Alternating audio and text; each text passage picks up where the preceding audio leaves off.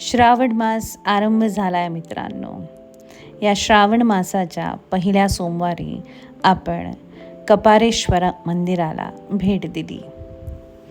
कपारेश्वर मंदिर इतक्या निसर्गरम्य ठिकाणी आहे. सुंदर पडणारा पाऊस आणि छान असा धबधबा असलेलं हे सुंदर कपारेश्वर.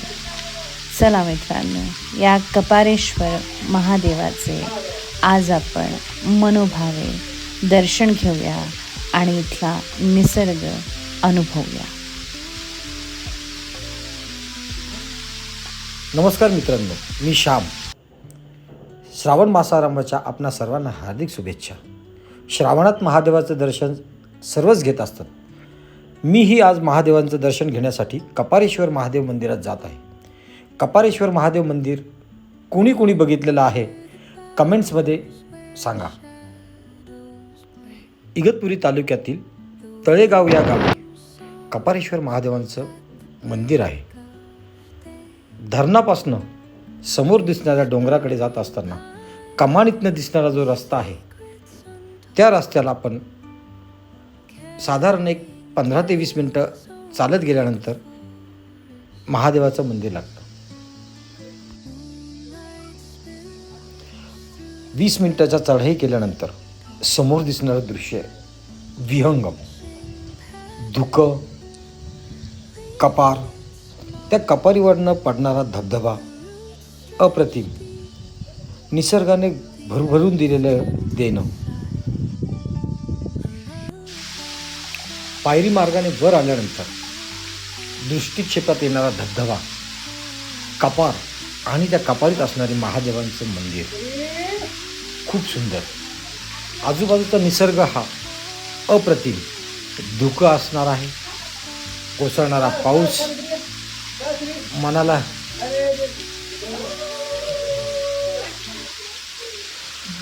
महादेव असणाऱ्या कपारीवरनं पडणारा धबधबा, पायरी मार्गावरनं पडणारं पाणी आणि धुकं, त्यात आजूबाजूचा परिसर जो आहे तो धुक्यात हरवलेला. इतकं सर्व हे नयनरम्य दृश्य बघून आपण कॉन्क्रीटच्या जंगलात राहणारे आपण हे विहंगम दृश्य बघून आपले मन हर्ष उल्हासित होऊन जाते. छानसा धबधबा इथे आपल्याला मित्रांनो पाहायला मिळतो. आत्ता सध्या जरी पाणी कमी असलं तरी हा धबधबा अतिशय सुंदर दिसतो आहे. इथे केलेल्या पायऱ्या आणि धबधब्यापर्यंत जाताना होणारा आनंद, दोन्ही गोष्टी अगदी छान आहेत. या ठिकाणी अजून तरी प्रदूषण पोहोचलेलं नाही आहे. प्लास्टिकच्या बाटल्या किंवा कुठल्याही प्रकारचा कचरा, प्लास्टिकच्या पिशव्या असं इथे आपल्याला काहीही पाहायला मिळालं नाही. अतिशय सुंदर छान असा निसर्ग. एकदा भेट द्यावी अशी सुंदर जागा आणि महादेव. इतर बऱ्याच मंदिरांना आपण नेहमीच भेट देतो, पण या ठिकाणी सध्या श्रावणात भेट देणं म्हणजे एक पर्वणी. अतिशय सुंदर, शांत, निवांत अशी जागा जिथे आपण मनोभावे आपल्या महादेवाचे दर्शन घेऊ शकतो आणि पूजा अर्चना करू शकतो. तशी इथे भाविकांची गर्दी फारशी नव्हती, परंतु निसर्ग आणि त्याचा जो काही आवाज आहे, ह्या सगळ्या गोष्टी मनाला कुठेतरी शांत करतात. कॉन्क्रीटच्या जंगलांमध्ये राहणारे आपण या ठिकाणी आल्यानंतर कुठेतरी सुखावतो आणि आपल्याला अतिशय छान अशी शांती, मनःशांती म्हणूया, ती लाभते. श्रावणामध्ये नक्की एकदा मित्रांनो या ठिकाणाला भेट द्या. एक सोमवार या कपारेश्वर महादेवाचे दर्शन जे आहे ते नक्की घ्या.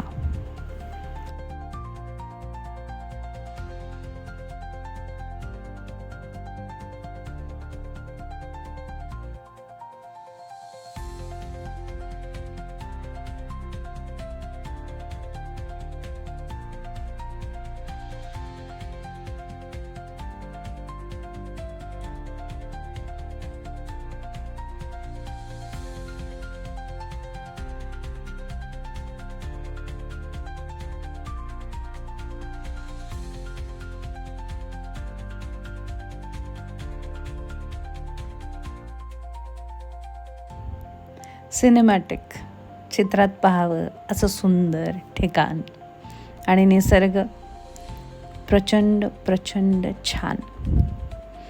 इथे येऊन मनाला जर आनंद झाला नाही तर नवलच.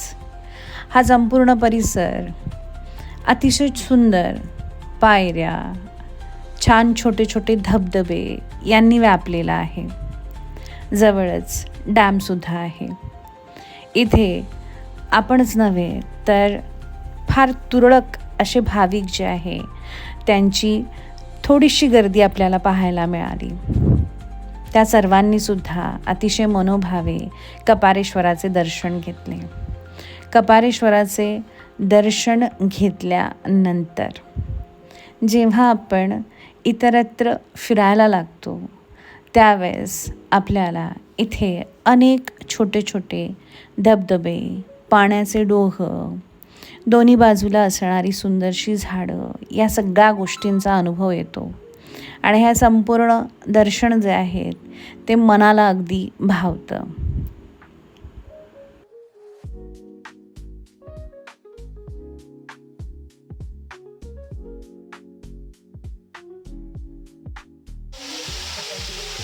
हर हर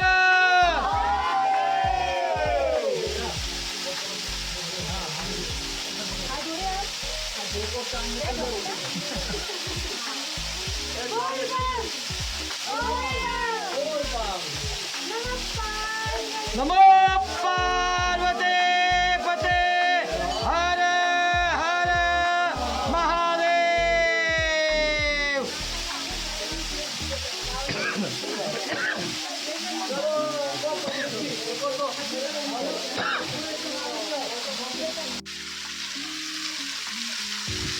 इगतपुरी म्हटली की धबधब्यांची कमतरताच नाही. इथे सुद्धा तो अनुभव आपल्याला आला. छान सुंदर वाहणारा छोटासा धबधबा ज्यात आपल्याला भिजण्याचा मोह जो आहे तो आवरता येणार नाही. असे छोटे छोटे अनेक धबधबे इथे आहेत. श्यामने या धबधब्यामध्ये भिजण्याचा आनंद जो आहे तो घेतला.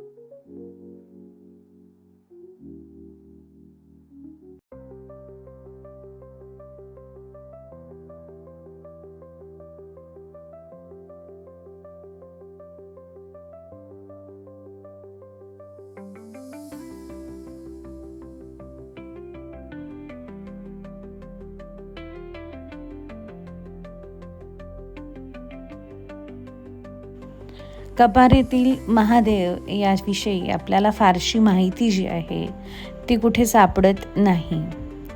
हे देवालय अतिशय सुंदर आहे, या पलीकडे काही सांगण्याची गरज सुद्धा नाही आहे. शहराच्या गाजावाजापासनं अतिशय दूर शांत येऊन देवाची पूजा जर करावीशी वाटत असेल तर या श्रावण महिन्यामध्ये नक्की या महादेवाला भेट द्या.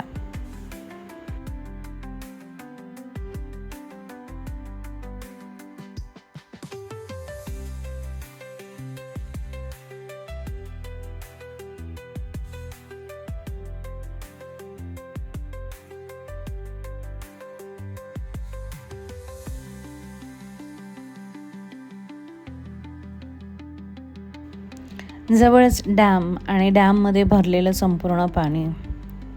निघण्याची वेळ झालेली होती मित्रांनो. संपूर्ण निसर्ग डोळ्यात भरून आम्ही परतीच्या प्रवासासाठी निघालो. छान अशी जागा आहे, एकदा एक्सप्लोअर करण्यासारखी. इथे कुठल्याही प्रकारचं प्रदूषण अजून तरी शिवूनसुद्धा गेलेलं नाही आहे.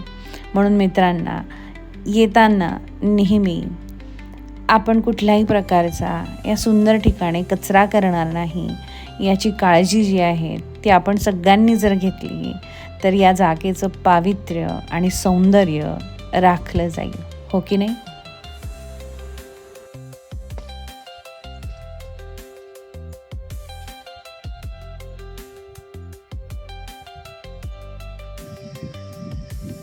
मित्रांनो, श्याम सखी या चॅनलवरती दाखवलेले कंटेंट तुम्हाला जर आवडत असेल तर नक्कीच आम्हाला लाईक, सबस्क्राईब आणि कमेंट करा.